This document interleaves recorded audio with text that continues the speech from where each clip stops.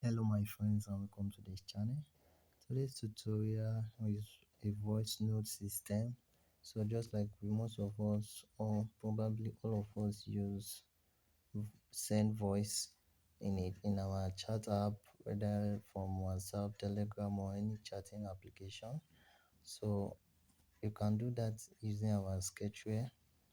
You can make an app that send voice notes. So just like now I just like when we click on this microphone,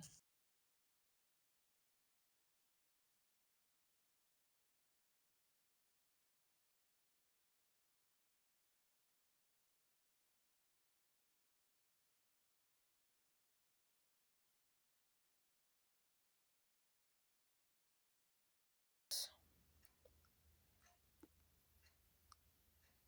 recording, so I'll show them can do it. You can cancel the record or can say it's recording our, so we can even send text message. You can see the logic behind all this. Hello my friends, so just like a chat app with a voice note system.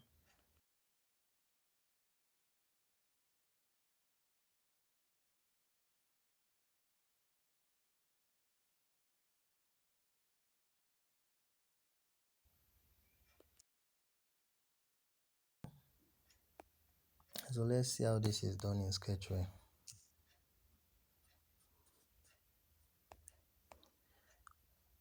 First we create our sketchware project.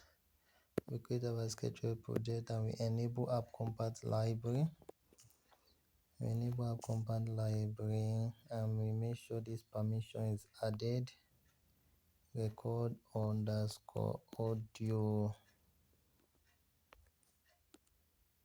So this permission is required to access microphone. So this is my UI. You can get the projects from our Telegram channel. Please support us when you are using our project for free. Why we are able to continue keeping our service free is when you support us. You can buy us a coffee. You can support us directly or indirectly, but also sharing and subscribing. It goes a long way. Please support Sketchly. So back to the tutorial basics. I'm using a Recyclerview. So after I've created my UI, our cancel button is to for instance, the user is recording a voice and along the way some sound he doesn't like the effect, can cancel it and start afresh. And you can also send the voice. So just the way WhatsApp works, this how they all work here. So I added the necessary images I needed from our imports. So now in my custom view I have two UI for text messages and for audio messages. I use a progress bar to keep track of the current progress against the max progress. So these are our icons for pause and play, our images for pause and play. So I bind the custom view to our recycler view. Now let's see how the app flow works in Java. Once the app is open, we request for audio permission. And then we add unnecessary views. I created a timer component. What this timer component does is it just like a loading UI telling the user that they are currently recording. So for every 500 millisecond, that is half a second, we are going to update the current state of this our recording text view, just as you can. So that is what this timer tag does. If the text view is visible, We are going to update the state, whether to show, just to make the UI look responsive.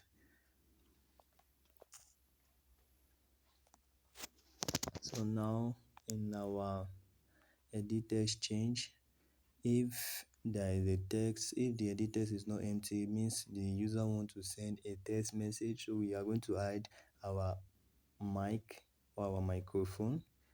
Otherwise, we make it visible.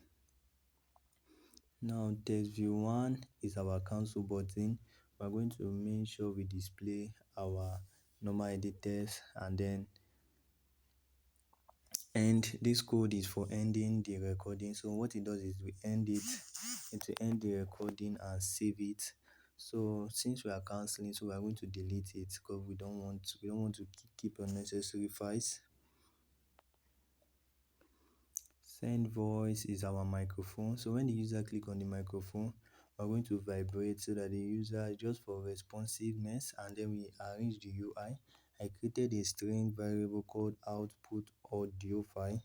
So what it does is it stores the file path of every recorded file. We know a voice note is a file, so you can either decide, just like WhatsApp, they store it in the device, or if you are creating an online app, you will store it in your database.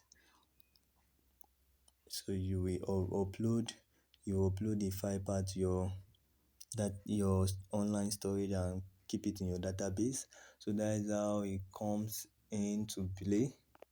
So I generated a random file name based on the number of the list.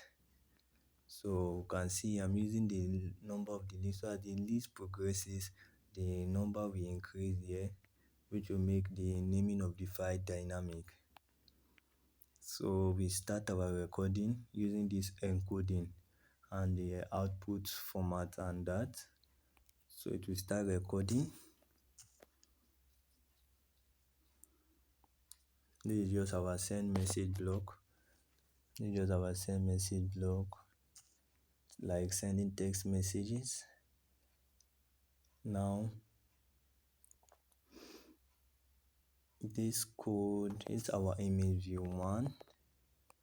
Is to send. So once you record finish, you click on the send button. You can either send it to, as it sends it to the Recyclerview, you can either send it to the online storage or the offline storage, whichever case may be. So we are saving the file. This code is to save the file to that file path. So now I'm adding the file path to our Recyclerview so that it will be automatically updated in the Recyclerview. So this file out audio file contains the file path. If we can check our app private directory, you will see all the files here. You can see all the files that I created. So that is that. Now in our Recyclerview, we are checking if it's a text message. If it's a text message, sorry for that interruption. So the first logic checks if the message sent is a text. If it's a text, we just display the text. But if it's an audio that is using the key voice, if we look here, when the user click on sending the voice, I use the key voice, while for text I use the key text. So if it's a text, we just set the text. But if it's a voice, there's things we do to set up the UI. So once the user click on the play, so I added all these variables. This is our current dot is for our UI, making the recording text responsive. So we add these two variable, media recorder and media player. Media recorder is for recording and media player is for playing the recorded file. So we can see all the code added here with the UI. Here we just initialize our variables. We create and initialize some variables. While here we set our data, so we pass the data. This is the file part. This is the file part of the audio file. So this is the file part. This string here contains the file part of the audio file. So for every 500 milliseconds, we are going to update the progress in our progress bar. And this logic, you can see I did it twice. Is when the user plays the file the first time. So once this is complete, we hide our views. And set the progress bar to 0, like we reset it. Why this is for continue playing. So users can pause and play the audio recording.